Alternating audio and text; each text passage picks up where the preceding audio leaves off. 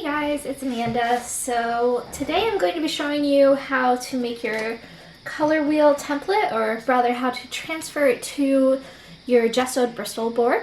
So I have here the Bristol board that we gessoed in the last video that I did. So it's all nice and dry now. I printed off a template which can be found under, I think it's like the course and week assignments. So you can print that off as well, and you can see it's just has everything laid out for you. So this is just a super easy way to get perfectly sectioned little areas for you to do your actual color wheel exercises. So a couple of things as far as materials go. So we have our template, our Bristol board. You're also going to want a piece of vine charcoal. This usually comes in a lot of the kits that you get for painting one. If not, you can always pick up a pack either online or like at a craft store like Michael's, Joann's. They have it. I'm using the soft charcoal.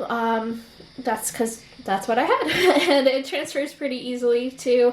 You can also use medium. I'd probably avoid the hard charcoal just because it's just a little bit too hard. It's not going to transfer as nicely. You're also going to need just a regular old pencil. I just have, this is just one of my drawing pencils, a 4B, but I mean you could use a number 2 pencil. Doesn't really matter, we're just using that to help transfer the charcoal after. And you're going to want either a brush and some water. We'll show you what we do with that after. Or you can also get some of this stuff called workable fixative. This is great if you are going to be drawing a lot in charcoal. You might already have a can lying around. If you are going to use this, and I'll talk a little bit more about that, you want to do it outdoors for sure. Do not try and do this inside. You will kill yourself. Don't do that. So we have printed out our template, and now we are going to cover the back of this with charcoal. And I'm just gonna do it old school, like we used to do when we were kids, the size of crayons. Just try and get a nice, good covering of where my circle will be. You can kind of see it through the paper too, so you don't have to do the whole thing, you know, like down here. Just where your circle is going to be. So I want to get lots and lots and lots of charcoal in here to make sure I get a nice, crisp transfer. Alright. So once you feel like you have everything pretty nicely covered there, I'm gonna dust off a little bit, get a little bit of that extra dust, and then you're just gonna line this up where you want it. I kind of want to center mine on here. Just gonna give it a little press for a second, and then we are going to use our pencil to go over the outline. So for me, it's just easier. I'm going to start up here at the top, and I am just tracing the outline. I'm going to do my big circle first.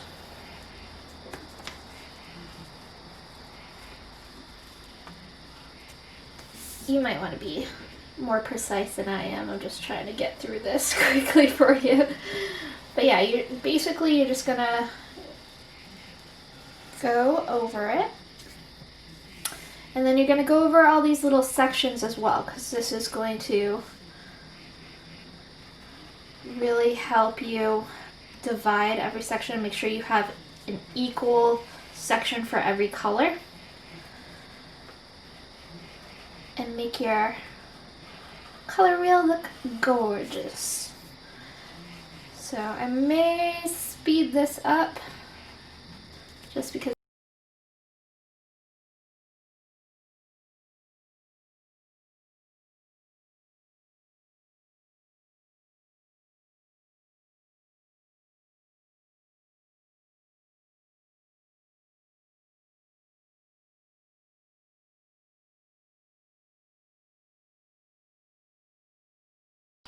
Okay, so done with the tracing part. Hopefully you're a better tracer than I am. And then now we can go ahead and see the result. Ta-da! So as you can see, it transferred over the template.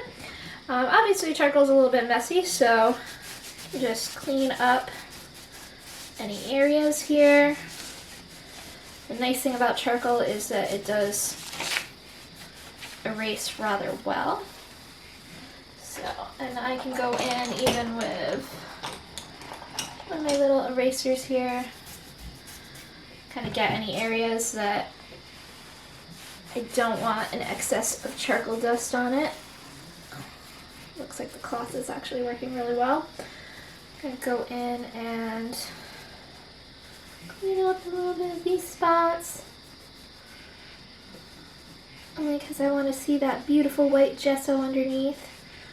The nice thing about it is that it is super easy to just kind of fix any areas if your tracing was a little subpar like mine was in a few areas.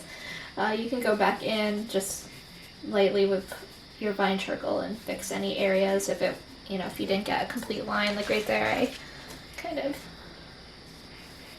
wiped away a little bit too much, so just go back in.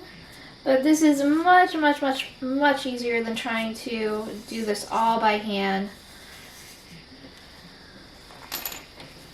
And you just go in, clean it up a little bit. Get rid of all the excess. You can blow on it too. Sometimes it works, sometimes it doesn't.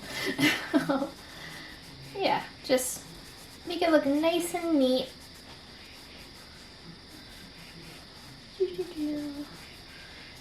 And, alright, for the sake of this video, I'll say that this, this is what we have. But yeah, now we are going to either use a wet brush or, like I said, the workable fixative, and if you just go over it, it's gonna set it so that it won't easily wipe away now. So just go over it. And you'll just do this all around, and at the end you'll have a gorgeous template in which to do your color wheels. And you're actually going to be doing a few of these because we're going to do our traditional color wheel first, but then we're also going to do a couple different other wheels, so you'll get better and better at this as you go on. We're going to be using the same technique later on for another project as well, so it's just good to practice. Don't worry if it looks a little sloppy. Like I said, it's very easy to fix that. Charcoal is very malleable, so you can, erase any areas. Mine's a little messy, but don't judge me. And yeah, so that's basically it. If you have any questions, as always, feel free to reach out to either myself or Professor Technivorian. You can reach us both by email, and we do have our little online video conference meetings as well that are open for you to drop in, show your work if you have any questions. If you have a webcam, that's always a nice thing so that we can see it. And hope you guys have a great time doing this because it's actually a lot of fun. Thanks so much. Bye-bye.